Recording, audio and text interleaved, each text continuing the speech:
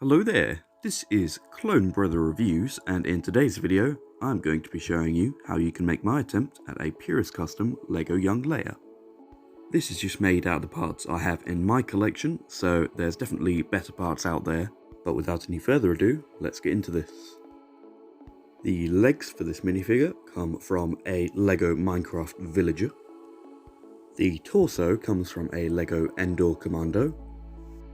The hands I used are just some ordinary flesh ones, and you can get them pretty much anywhere. Now, I've spent the longest time researching this, but I have no idea where this head comes from.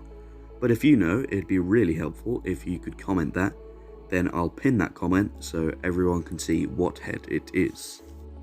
Finally, the hair I used comes from the Ghostbusters Abby Yates minifigure. If you've done it correctly, your minifigure should look something like this. Feel free to pause here if you just need a reference photo for when you're building it. Overall, I think this minifigure came out okay, but there's definitely better parts that you can use, so if you find those, use those instead. With that said, thank you for watching today's YouTube video. If you have any requests for any more minifigures that you'd like to see me do, feel free to leave a comment down below. Also, give that like button a nice high five and give that subscribe button a very good tap.